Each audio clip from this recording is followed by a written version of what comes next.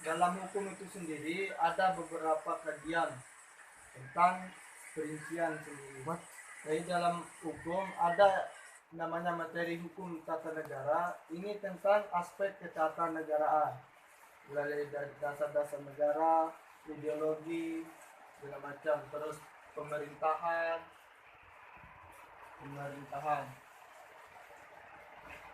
Dalam hukum tata negara ini sendiri yang lebih konkret,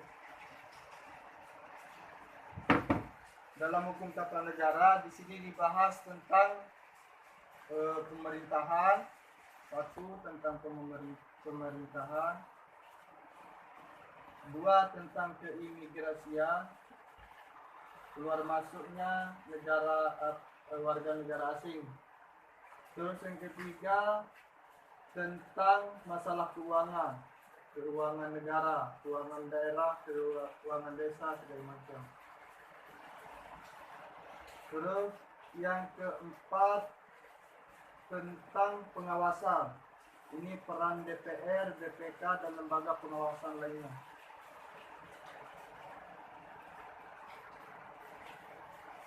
Sedangkan di hukum pidana sendiri ini lebih fokus kepada tentang tentang pidana, tentang kejahatan di sini masuk. Kejahatan mulai dari pencurian, pembunuhan, perampokan, segala macam. Seksual termasuk. Seksual masuk ke ranah pidana dia. Sedangkan di perdata ini menyangkut dengan keperdataan seseorang. Keperdataan seseorang ini nanti masuk ke bagian masalah pertanahan, pertambangan, terus tentang permasalahan tanah, terus tentang adanya uang prestasi, tentang suatu perjanjian. Dalam hukum acara ini fokus kepada acara di dalam peradilan dalam memutuskan sebuah permasalahan. Sedangkan dalam masyarakat ini membahas tentang kondisi masyarakat itu sendiri. Di sini lebih fokus kepada hukum tidak tertulis. Seperti contohnya yang biasa dikenal dalam masyarakat kita itu sebagai awik-awik. Awik-awik itu sendiri peraturan yang dilaksanakan secara terus-menerus itu yang diakui sebagai awik-awik. Itu dilakukan sebagai hukum tidak tertulis. Nah sekarang kalau kita mau bahas keseluruhan ini akan sebelum itu kita harus pahami dulu tentang apa yang dimaksud tentang hukum. Apa yang dimaksud tentang hukum itu sendiri. Dari sini dalam ketika kita mau merumuskan sesuatu, kita perlu tahu dulu tentang apa sih hukum itu sendiri. Di sini nanti akan kita temukan tentang norma, kaidah, dan aturan. Bahwa hukum ini mengatur tentang semua aspek kehidupan kecuali orang mati, orang dalam akhirat. Yang dimaksud di dalam hukum mulai dari lahir sampai mati itu semua ada yang atur. Sekarang kita coba mulai masuk dalam hukum ketatanegaraan Indonesia. Ini lambang negara, terus ideologi negara, terus tentang pemerintahan. Pemerintahan ini nanti akan dibahas tentang pengangkatan kepala daerah, pengangkatan pemilihan presiden, pemilihan ke gubernur, pemilihan bupati, kepala desa sampai tingkat bawah. Terus Nanti di bagian keimigrasian ini membahas tentang warga negara Indonesia dan warga negara asing melalui paspor, terus apa namanya, paspor, apa ya dah, visa. Ini yang akan mengatur jalur keluar masuk warga negara asing, baik warga negara asing maupun warga negara Indonesia sendiri. Dan juga nanti di sini mulai perizinan segala macam. Terus tentang keuangan. Ini membahas tentang keuangan negara, RAPBN negara. Nanti di RAPBN ini akan dibagi lagi ke setiap instansi untuk pembangunan. Terus sampai tingkat desa, segala sesuatu yang masalah keuangan yang digunakan dari anggaran negara itu masuk dalam lingkup keuangan negara. Di sini juga nanti dari RAPBN, rancangan anggaran desa. pembiayaan negara. Terus pendapatan asli negara ini masuk. Dari mana sumber-sumber keuangan negara itu sendiri berasal. Itu yang akan nanti disalurkan melalui ke tingkat bawah untuk melakukan pembangunan. Terus di bagian pengawasan ada namanya hukum pengawasan.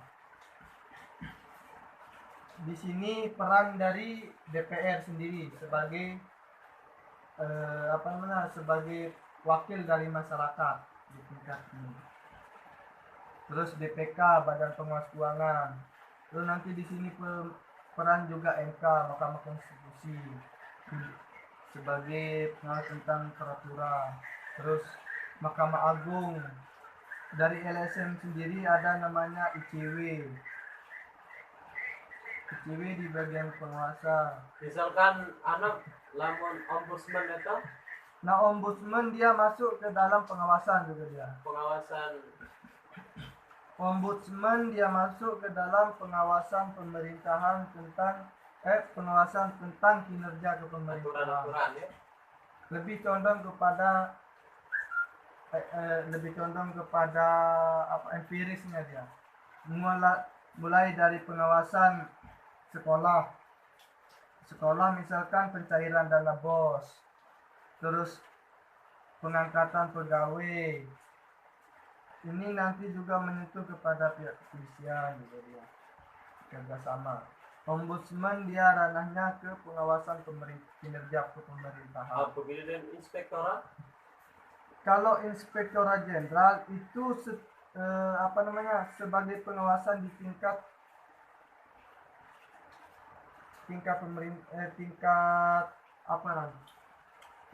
di sini ada.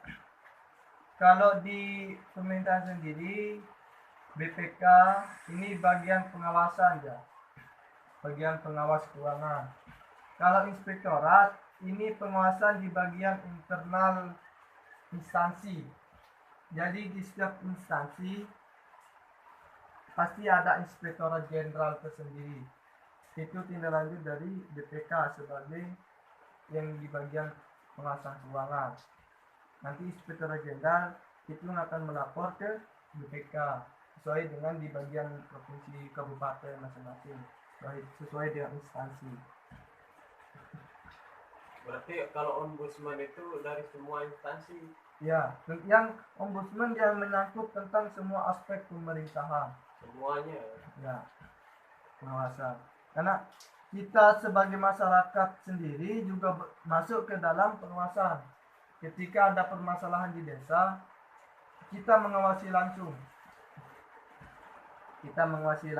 Itu masuk ke dalam apa sih yang dimaksud dengan negara. Terus bagaimana berdirinya suatu negara. menurut Profesor Jimli Acidiki, dari negara sebelum pembentukan negara itu sendiri, organisasi itu terbagi menjadi dua, organisasi masyarakat dan organisasi pemerintahan. Sebelum lahirnya organisasi pemerintahan, yang lebih dulu itu organisasi masyarakat, di mana berkumpulnya semua orang yang menyatakan satu pemikiran, satu pendapat untuk mendirikan suatu negara.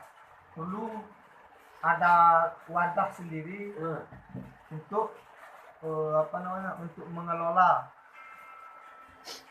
Dibuatlah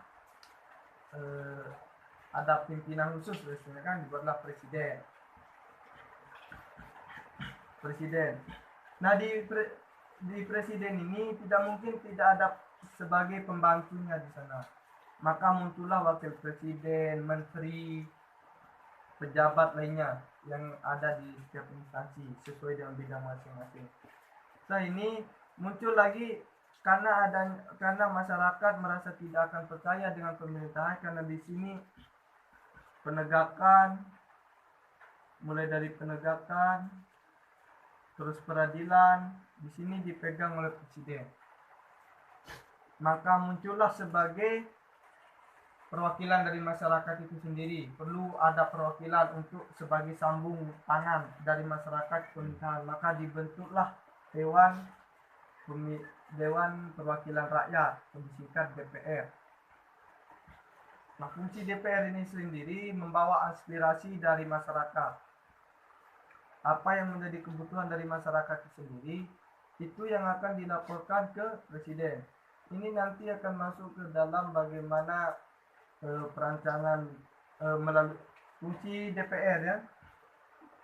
Fungsi DPR sendiri sebagai lembaga eksekutif legislatif. Oh ya, dalam pemerintahan ada namanya eksekutif, legislatif, dan yudikatif.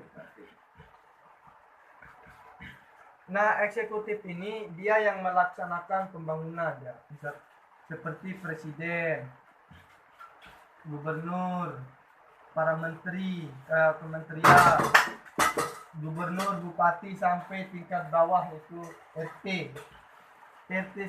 RT sendiri itu juga masuk ke dalam ranah eksekutif. Sedangkan di ranah legislatif itu DPR, DPD, dan MPR. Dan DPRD, DPR, DPRD, DPD, dan MPR. Lebih dikenal dengan MD3. MD3, MPR, DPR, DPRD, DPD. Sekarang apa fungsi dari lembaga legislatif ini sendiri? Kira-kira apa kan fungsi di lembaga, tugas dan fungsi dari lembaga legislatif? Pengawasan. Jadi di legislatif ini ada 3 komponen ya. Yang pertama legislasi dalam pembentukan perundang-undangan. Yang kedua budgeting. Dan yang ketiga sebagai controlling. Apa yang dimaksud dengan legislasi? Di sini legislasi ini di mana DPR berperan sebagai pertama pembuatan peraturan perundang-undangan bersama dengan pemerintah. Peraturan mulai dari undang-undang, peraturan presiden, permen, pergub, perbuk itu nanti akan dibahas melalui DPR. Terus yang kedua tentang budgeting. Ini ke pembahasan tentang rancangan RAPBN dan RAPBD.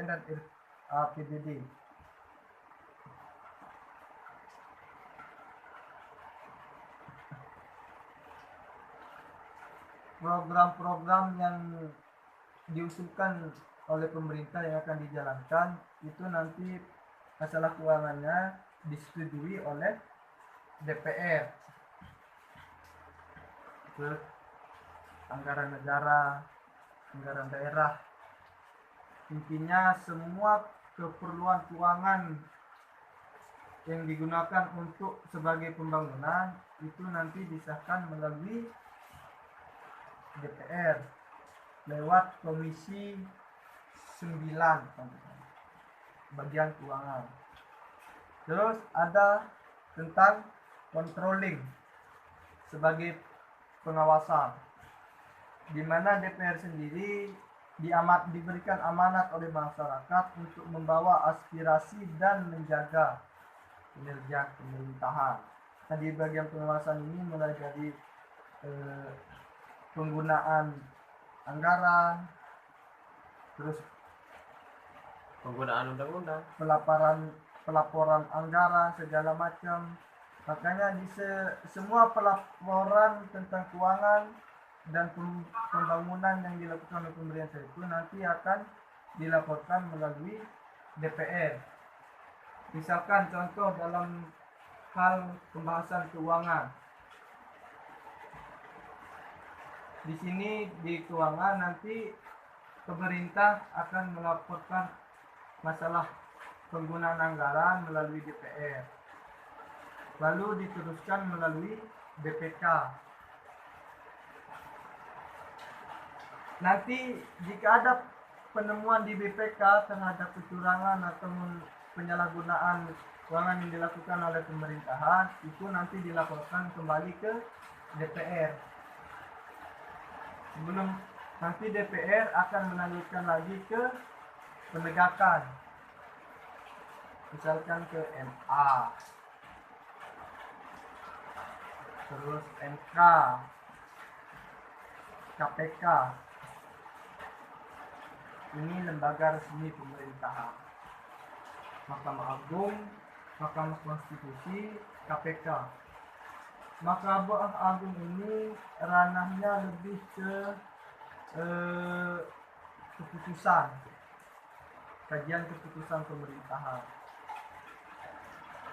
MK ini ranahnya ke pengkajian undang-undang terhadap Undang-Undang Dasar 1945. Jadi semua peraturan yang ada di Indonesia itu tidak boleh bertentangan dengan Undang-Undang Dasar. Ada namanya hierarki perundang-undangan. Di hierarki perundang-undangan ini, itu yang pertama itu Undang-Undang Dasar 1945, Undang-Undang, terus PP, TAP MPR di sini, tapi setelah amandemen TAP MPR ini dihapus, baru PP, peraturan pemerintah. Di sini TAP MPR atau Perpu, peraturan pemerintah pengganti undang-undang.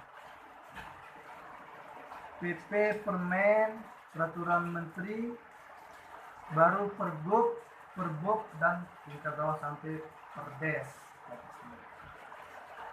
Nah, dalam komponen ini tidak boleh ada yang bertentangan dengan satu sama lain. Nah, ketika undang-undang bertentangan, undang-undang sendiri tidak boleh bertentangan dengan Undang-Undang Dasar 1945. Jika undang-undang ini bertentangan dengan Undang-Undang Dasar 1945, itulah ranahnya Mahkamah Konstitusi. Nanti akan dikaji di sana. Nah, bagaimana contoh kasus tentang Omnibus Law? Salah satu contoh yang sempat booming kemarin, ketika Omnibus Law atau hak cipta kerja, rancangan cipta kerja yang disahkan oleh DPR itu tidak disetujui oleh rakyat,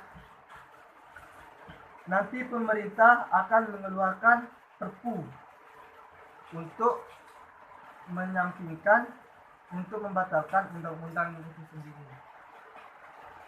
Apa Perpu ini? Perpu ini adalah peraturan pemerintah pengganti undang-undang.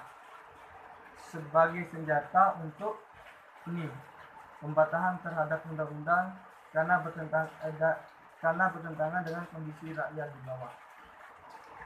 Terus begitupun terus ada namanya PP peraturan pemerintah. Ini semua instansi harus memiliki peraturan menteri, terus peraturan keimigrasian misalkan, terus peraturan intinya semua instansi pemerintahan itu harus memiliki suatu peraturan. Terus sampai tingkat bawah. Nah ini untuk tadi itu untuk ini namanya hierarki perundang-undangan.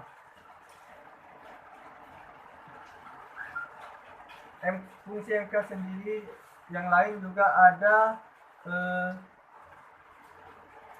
sebagai pemutusan sengketa pemilu. Ketika ada permasalahan tentang pemilihan umum, itu ranahnya ke MK untuk dibahas. Terus pembubaran partai politik, nanti kalau ada peraturan kalau ada parpol yang keluar dari garis DHPBN, garis haluan besar negara, nanti pembubarannya itu melalui MK. Lalu bagaimana dengan ormas? Itu ormas masuk ke dalam Kemendagri.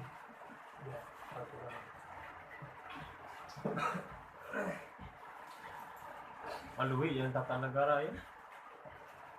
Semua aspek tentang negara itu masuk dalam bagian tata negara ya. Dan pidana perdata acara masyarakat.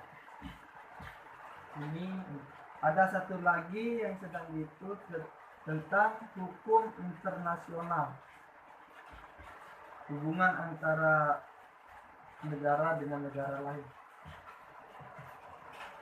Nah, ini nanti ada namanya perbandingan hukum tata negara, perbandingan pemerintahan. Ini perbandingannya dengan negara lain. Dikira pula nona sebagai bisa untuk satu kan Biman hukum pidana perdata ya.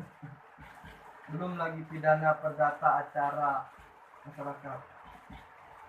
Pidana ini nanti akan yang berperan di sana hakim atau segala macam. Membahas tentang tindak kejahatan di sini. Kalau perdata Hubungan antara perorangan. Misalkan permasalahan tentang tanah, sengketa tanah, itu yang penting tentang hak keperdataan seseorang, kepemilikan data seseorang, hak keperdataan seseorang, hak individu, haknya sebagai warga negara. Ini tentang ranah perdata. Misalkan masuk tentang pertanahan, perkawinan, misalkan ahli waris, dan masuk ini. Pidana itu berarti dia habis di penjara perdata enggak gitu atau bagaimana? Atau dia masuk bisa di penjara dua-duanya?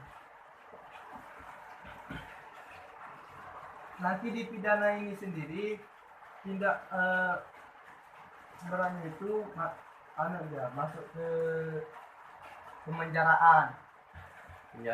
Pemenjaraan. Sedangkan perdata itu hak ganti rugi. Ganti rugi.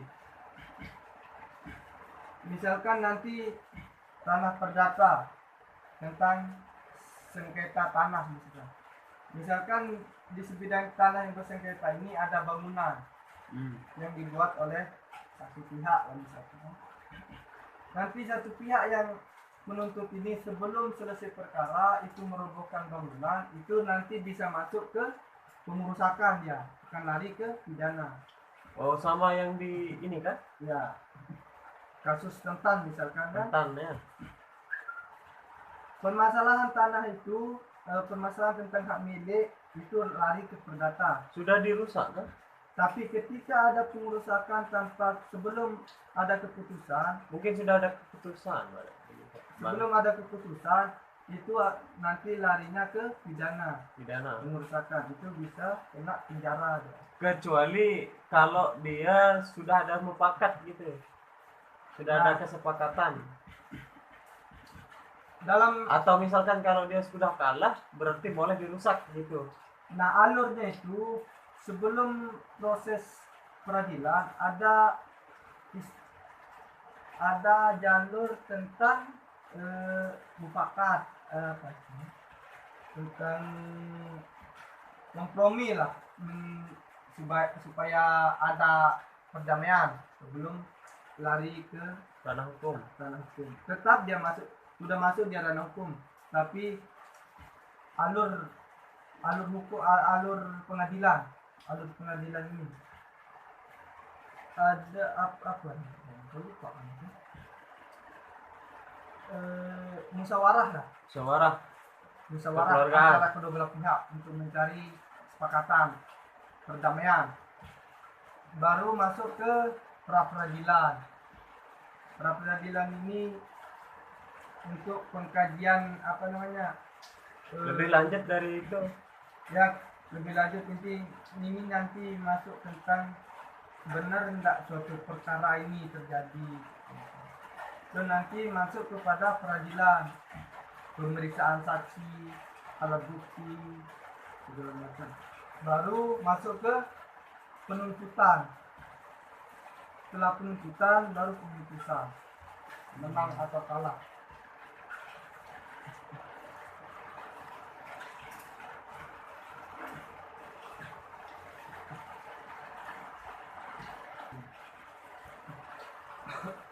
Coba angkat kasus tentang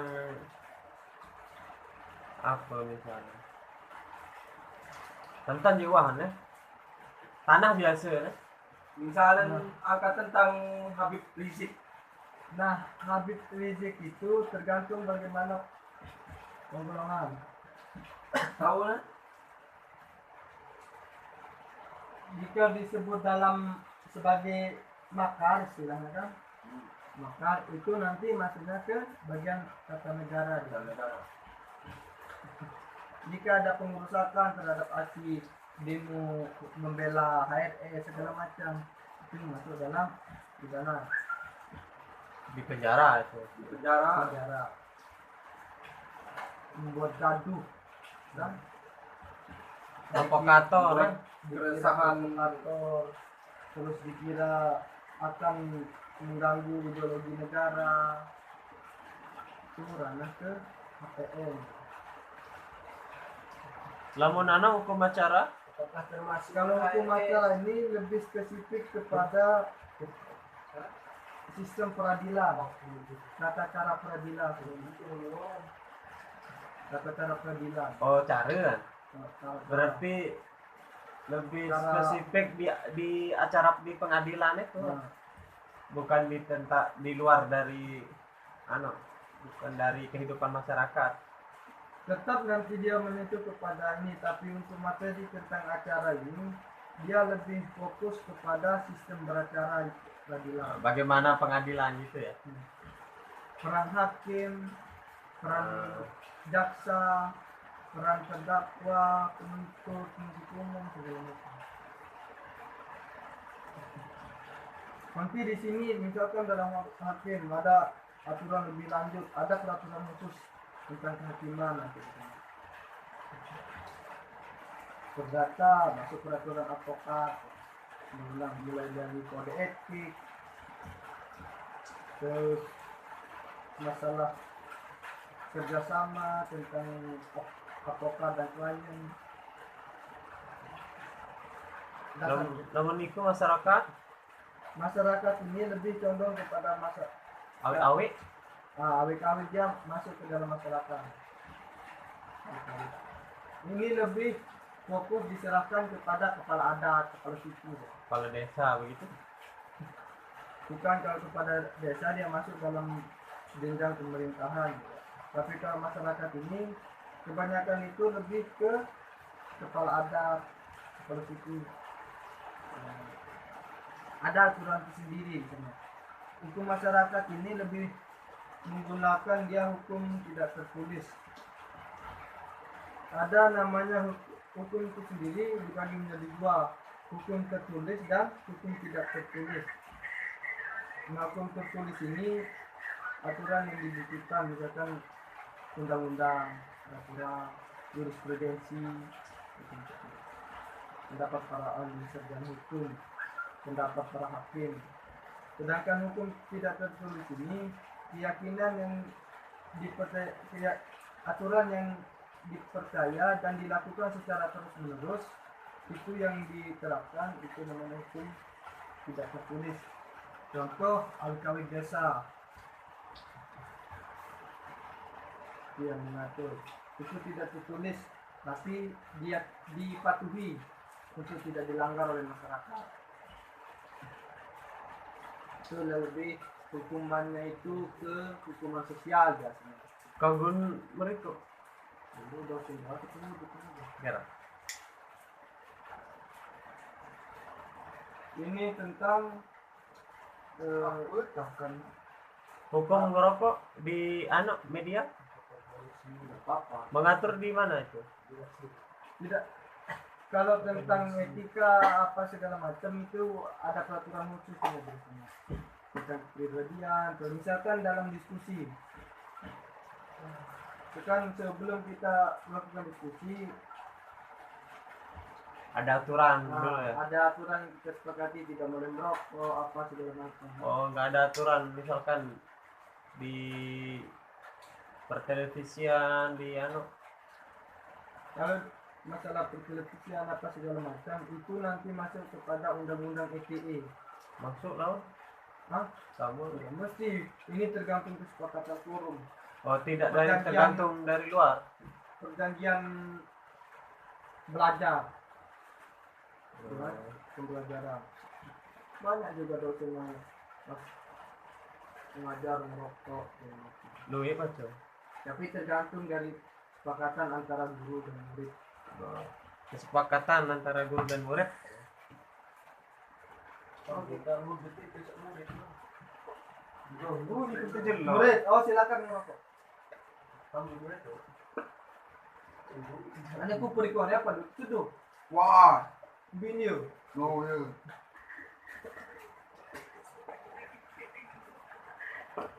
Apa namanya? Kasus-kasus dia mah. Kasus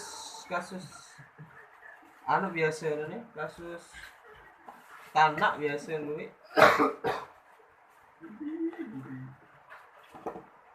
Enggak berani. Tanah biasa lu. Nah, seringkali kan kita berdebat dengan keluarga sendiri untuk membagi tanah warisan itu ya. Itu masuk dalam perdata. Perdata ya.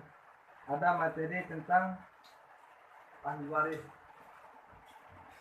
Kasus yang bisa yang bermilion.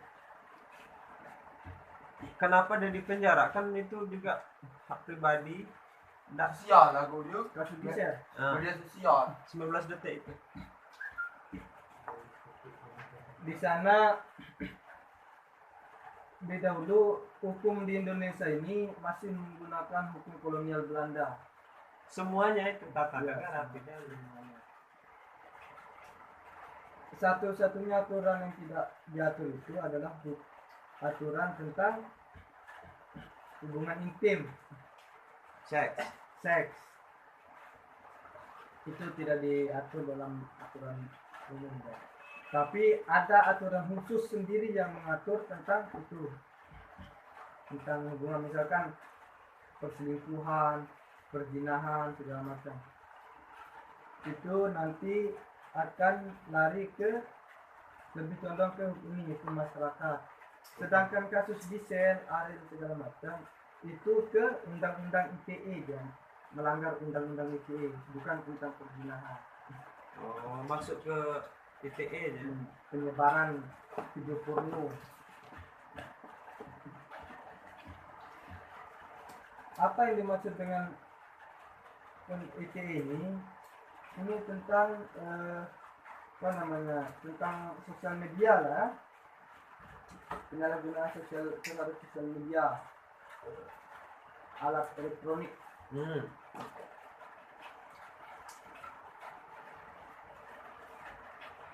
Misal Ariel itu kena sama undang-undang ITE. ITE terus masuk pidana begitu. Apa kaitan ITE dengan pidana? Karena penyebaran video asusila. Semua yang berhubungan dengan elektronik dia masuk ke ITE. Mulai dari penyebaran hoax di Facebook apa segala macam itu dilaporkan karena penyebaran isu hoax, kena dia ke undang-undang ITE, informasi transparansi elektronik. Terus ketersinggungan terhadap status itu masuk ke ITE juga. Nanti DT ini bisa juga masuk ke penyebaran nama baik melalui media sosial. Kalau tempatnya itu di media sosial masuk ITE. Tapi kalau penyebaran nama baik secara langsung itu langsung masuk ke pemidanaan ya. Nanti di peradilan ada istilahnya keterangan saksi, keterangan ahli, alat bukti segala macam. Dan di sini juga ada istilah tentang bahasa apa? Aturan khusus. Jika aturan umum, jika suatu permasalahan tidak diatur dalam aturan umum, maka diatur dalam aturan khusus. Aturan khusus menyampingkan peraturan umum. Lex specialis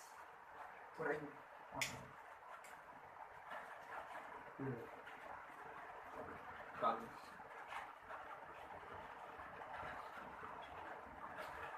Sekarang coba kita diskusikan satu permasalahan.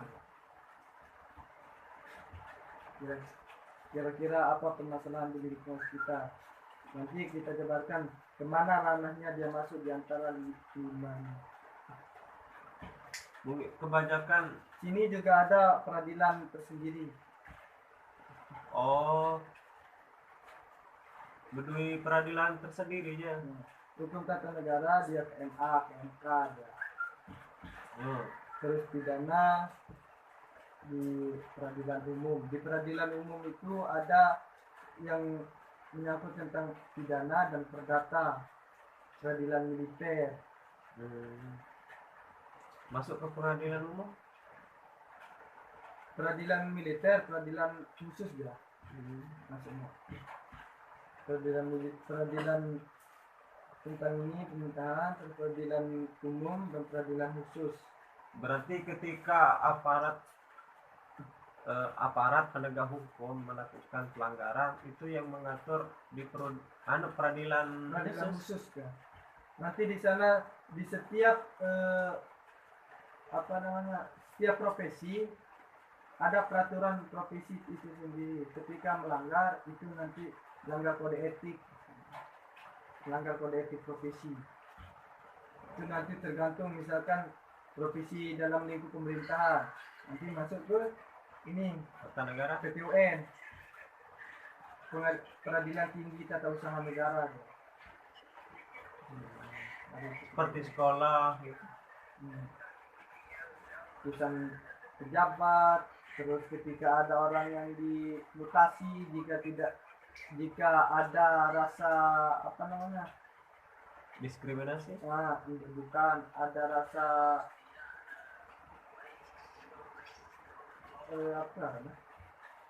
rasa Tidak enak. maksudnya. Anak rasa intimidasi.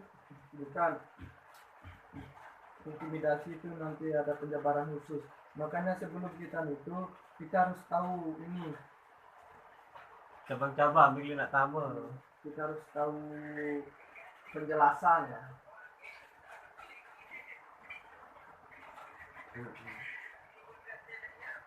Itu nanti pengangkatan atau pemecatan pegawai dia masuk ke ranah tata negara di peradilan PTUN, peradilan tata usaha negara.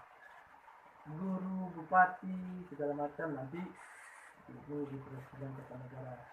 Sedangkan pidana perdata ada juga peradilan khususnya, peradilan umum, peradilan khusus. Kalau tentang acara tentang ini, tentang pelanggaran dilakukan oleh hakim, advokat, segala macam, itu diselesaikan di ranah itu sendiri, peradilan khusus kehakiman. Kalau masyarakat ini lebih cenderung ke sosial ya. Boleh nggak seseorang misalkan ahli hukum tapi dia tidak tapi dia bisa ikut di jadi pengacara, boleh? Apa? Misalkan saya mau kuliah saya kan lulusan hukum misalkan, terus saya mau jadi hakim, bisa nggak? Bisa. Kan nanti di syarat pengangkatan hakim itu kan dasarnya itu harus sarjana hukum ya. Tidak bisa teman-teman di jurusan pendidikan mau menjadi hakim, tidak bisa. Nah, lebih bersifat ke saksi dari Saksi itu bebas ya. Siapapun bisa jadi saksi. Saksi itu dia yang mengetahui apa yang terjadi, itu sebagai saksi. ahli, bisa nggak? Ahli itu nanti lebih jurus kepada dosen ya, tentang ahli terhadap permasalahan itu sendiri. Dia nanti akan menjelaskan benar enggak, itu yang akan dia sebagai referensi dari hakim untuk memutuskan suatu perkara.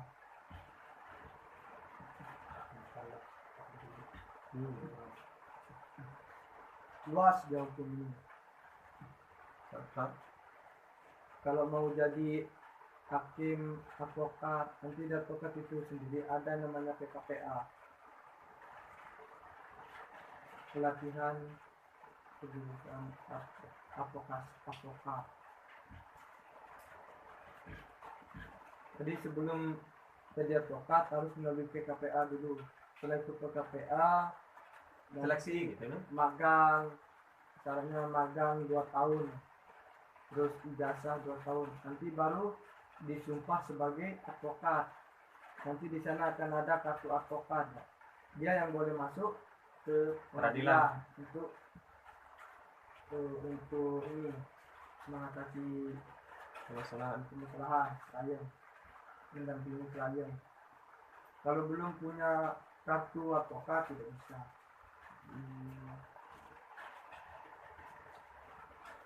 Misalkan di Papua, misalkan ras dilindungi tuh. Kalau ras nanti dia masuk ke pidana, bisa Tidak perdata deh. intimidasi. Perdata berarti yang berkaitan dengan data-data, Hak keperdataan seseorang, hak diri. hak yang dimiliki oleh pribadi. Misalkan hak atas tanah, hak atas waris. Hak atas sesuatu. Yang penting hak keperdataan yang dimiliki oleh setiap individu. Hak untuk hidup. Hidup nanti kalau ada ini dari luar kan, misalkan ada gangguan dari luar. Misalkan orang itu berhak untuk hidup, cuma dibunuh, dia masuk. Dibunuh masuk ke pidana dia. Masuk ke pidana dia tentang tindak kejahatan, pencurian, perampokan, dia masuk ke pidana. Perdata ini khusus ke hak keperdataan seseorang, bukan haknya untuk hidup apa segala macam. Karena semua orang warga negara itu berhak untuk hidup. Nah disinilah diatur di hak keperdataan, hak kepemilikan. Cuman kalau Jika dia nyawa membunuh berarti dia masuk Kalau perdata. terancamnya nyawa seseorang berakibatkan penganiayaan, pembunuhan, apa segala macam, masuk ke pidana, bukan perdata. Jadi Berarti bisa saja dua perkara ini dia masuk gitu. Ya. nggak bisa, kalau pembunuhan tetap dia masuk ke pidana, nggak bisa ke perdata. Karena itu menyangkut tentang masuk kepada ke dalam perlindungan diri sendiri kan. Misalkan tabrak lari, Nah, tetap masuk dia ke pidana. Nanti dia kena ke undang-undang lalu lintas di sana yang mengatur. Orang khusus kan, tabrak lari segala macam. Nah, nilai untuk tabrak lari di kedai je, tak cuma lamun mata dait kalau masuk ke pidana. lebih Peradilan pidana.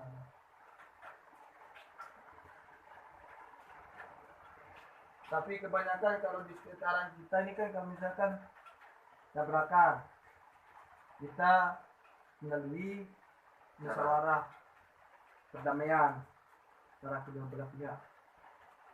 Mungkin kalau di perkotaan banyak yang langsung mengangkat ke- step-step dari misalkan dari tabrakan terus masuk ke mana dia, apakah masuk ke arah mungkin kena P3 PK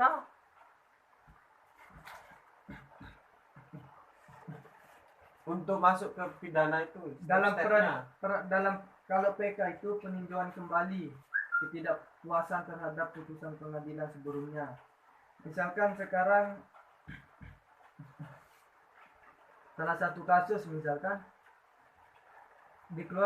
dikeluarkannya putusan dan kita keberatan, ada namanya banding dulu di sini, baru kasasi, upaya hukum banding, kasasi, peninjauan kembali dan peninjauan hukum.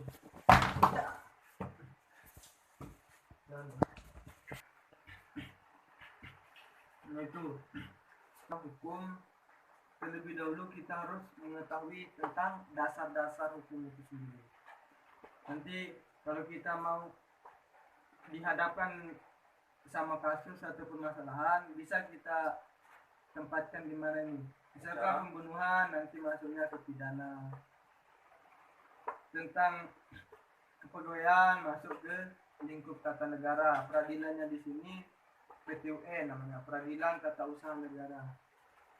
Tentang hak keperdataan seorang, misalkan tentang hak ahli waris, terus perceraian, perkawinan apa segala macam masuk ke perdata.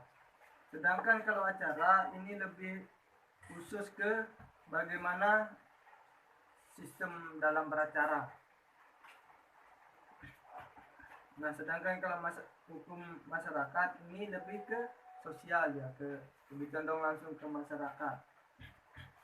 Berarti kalau hukuman masyarakat itu berarti kayak diacuhkan begitu ya? Ya, dalam